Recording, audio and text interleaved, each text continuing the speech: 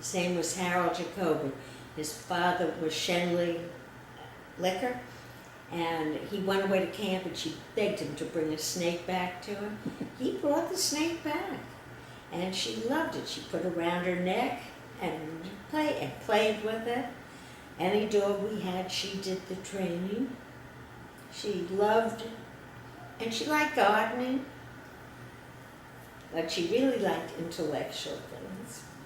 It's funny, I haven't talked about her for so long. She was a wonderful person.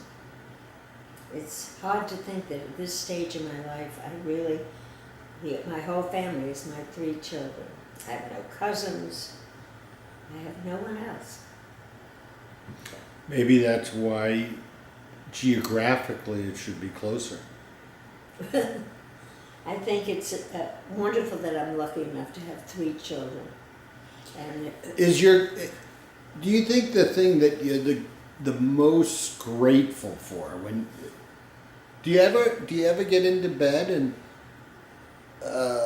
either thank God or think of the things that you're grateful for? Do you ever do that? do it all the time. I do too. Not only at night, but if I'm sitting home during the day, I'll sit in the Florida room. I'll have my knitting or crocheting in my lap, and I think of all the good things that have happened to me in my life. And I never think of the sad, unhappy things. I throw that away. Dad told me when he was in the hospital that when you look back in your life, you don't remember the negative things or the sad things. Oh, some people, that's not really true. Thank goodness Dad was like that, and I think I'm like that, because most people are always saying, what if I had done this, or talk about things that happened that were bad. Everyone has forks in the road, and they make the wrong direction at times. But why commiserate over it? Like, you have only one life to live. Either be happy about it or be negative.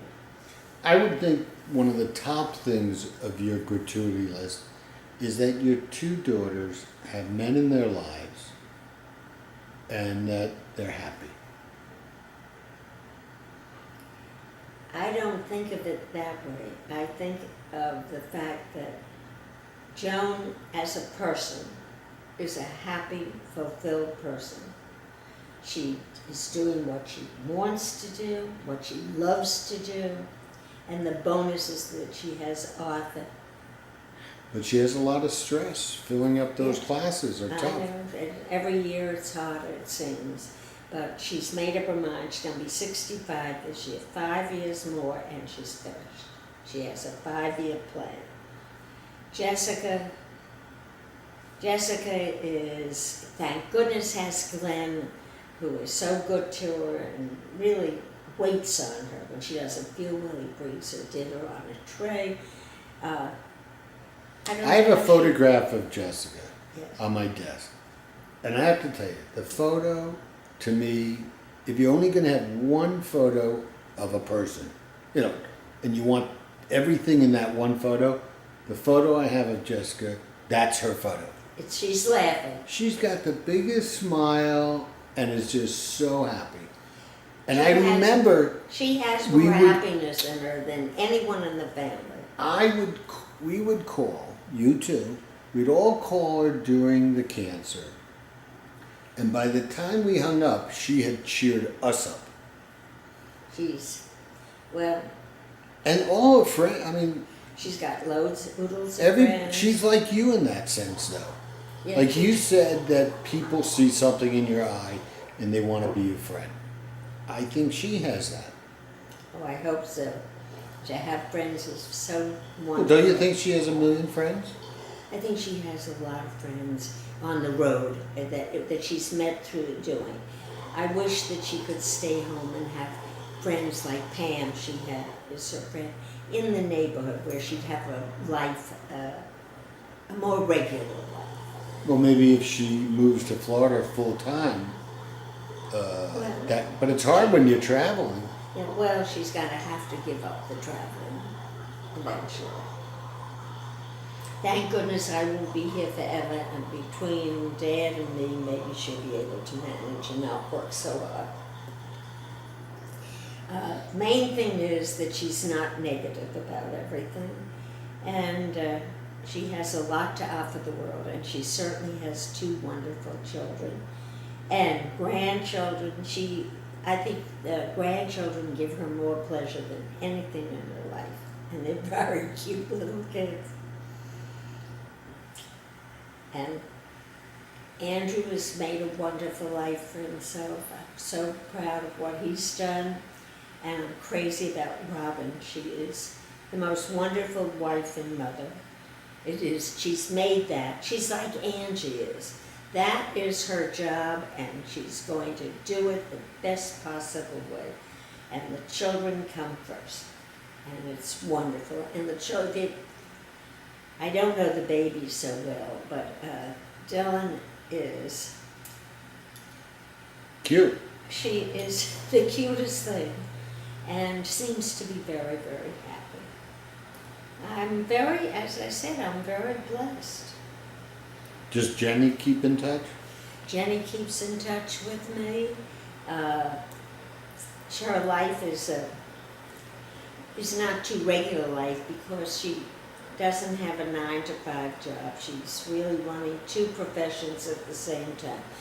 The teaching and then this eBay business that she has, which she makes a lot of money and is successful with. But I hate to think that she'd be doing that the rest of her life. It's like what Jessica's life is. It's kind of like a gypsy. It isn't like she has a store where she can go from 9 to 5 and take a day off. She's working out of her home. Socially, she doesn't have a lot of contact during the day with people. Good. What's the first thing you're going to do when you get home tomorrow? What do you miss? Or Tomorrow I'm going to get home. It'll be almost 11 o'clock. I'm going to take my suitcase, put it in the closet, get undressed, and maybe take a warm bath and get into bed. Wednesday I'll unpack. what about your mail? Oh, I'll look the mail over, but I won't let myself go through it all because I'm sure there'll be a whole week's worth of mail, bills, and maybe some more condolence notes that I have to write. I wish people would stop now. I've done enough writing. And You'll take a bath at maybe 11? my body will be 8 o'clock, so it won't be 11. And I'd like to get to bed so I can get back on schedule because Wednesday I have a busy day. How early do you have to start Wednesday? I have to be out of the house at 11:15. But I'll have marketing to do in the afternoon. I'll go to yogurt and then I'll go marketing for some food. And then Thursday I have hair. Friday I have Joan Levy's going to have a birthday, 70th birthday. I want to try and get to yogurt, but I'm having an appraiser come Friday for the contents of the house. And Trudy may come with him, I don't know. I'll have plenty to do. I know I have a date the following Monday for a movie. And Tuesday I have a WOW's dinner. I have a busy week coming up. And I always have a lot of paperwork. Well, I'm going to miss you. I'm going to miss you too, Peter. This has been the most fabulous week that I've been here.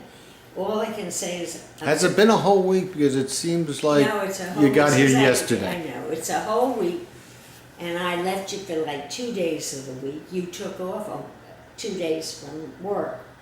And I'm coming back soon again. But I don't want to be pressurized to change my whole lifestyle so quickly.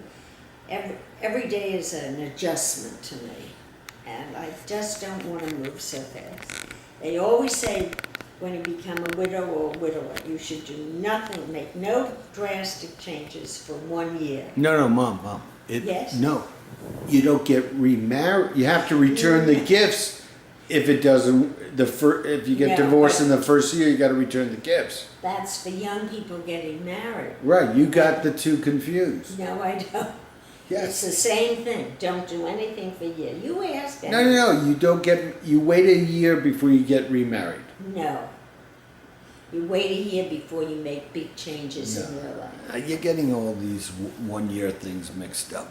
I don't think so. I think you make up your own rule. You do it the way you want it to be. But it's not punishment being here, Peter. Don't think it is.